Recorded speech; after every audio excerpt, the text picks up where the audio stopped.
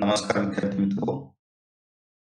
आय-डी-बी-आय bank ही भारतातील महत्त्वाच्या commercial बँकांच्या मधील एक बँक असून या बँकेतील ज्युनियर असिस्टंट मॅनेजर त्याचबरोबर एक्झिक्युटिव्ह सेल्स अँड ऑपरेशन्स या दोन प्रकारच्या पदभरतीकरिता आय-डी-बी-आय बँकेने नुकतीच जाहिरात प्रसिद्ध केली आहे.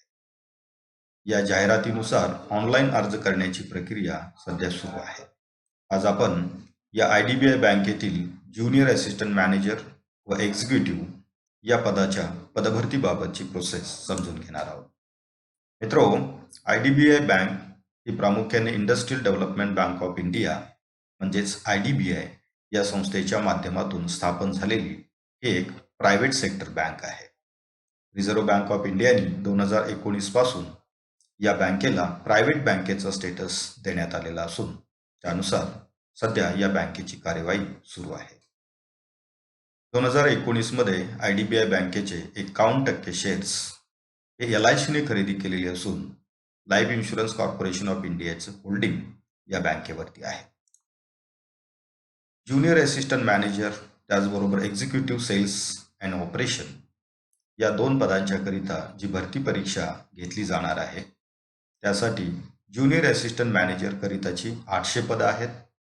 त्याचबरोबर एक्झिक्युटिव्ह सेल्स अँड ऑपरेशन करिताची 1300 पदे ही भरली जाणार आहेत.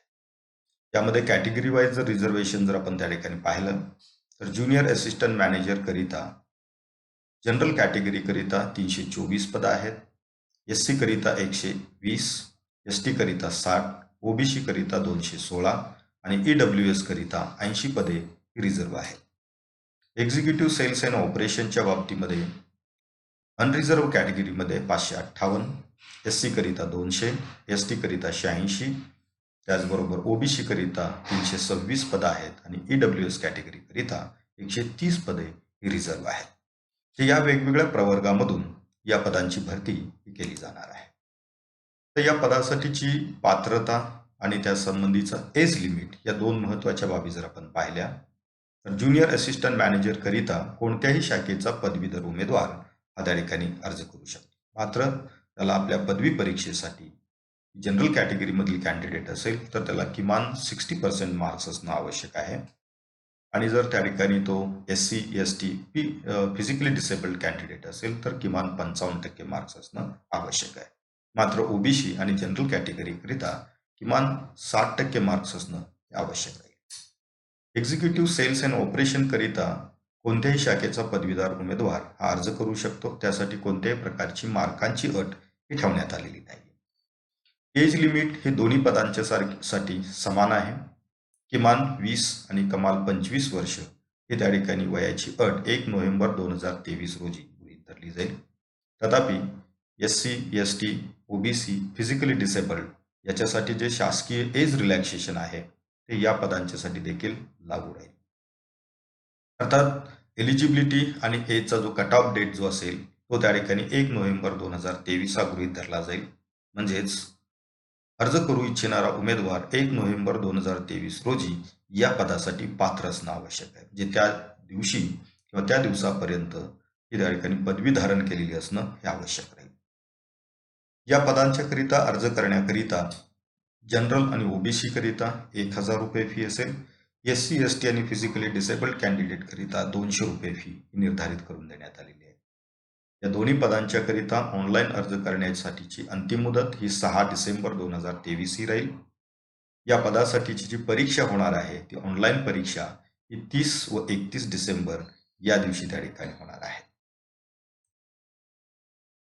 या पदासाठीची सॅलरी जर आपण पाहिली तर प्रामुख्याने ज्युनियर असिस्टंट मॅनेजर या पदासाठी 6.5 लाख रुपयाचं अॅन्युअल पॅकेज असेल.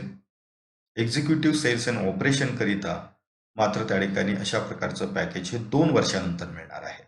म्हणजेच जे कॅन्डिडेट एक्झिक्युटिव्ह सेल्स अँड ऑपरेशनसाठी निवडले जातील त्यांना पहिल्या महिन्यामध्ये पहिल्या वर्षी प्रतिमाह 29,000 रुपये, दुसऱ्या वर्षी प्रतिमाह 31,000 रुपये ही सॅलरी दिली जाईल.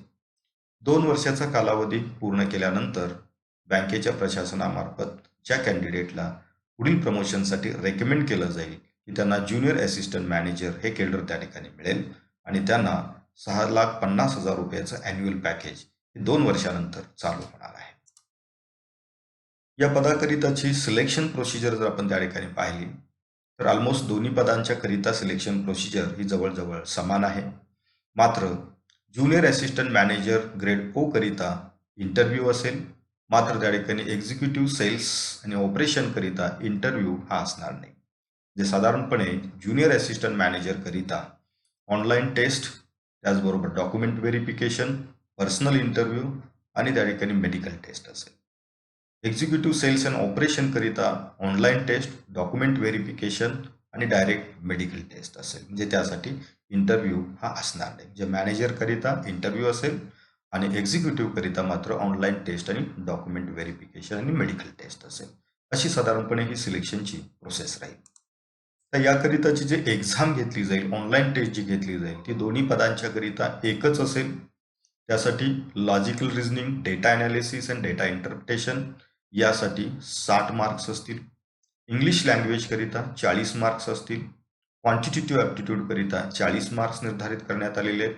General, economy, banking awareness, computer awareness आणि IT अवेअरनेसच्या बाबतीमध्ये 60 मार्क्स असतील.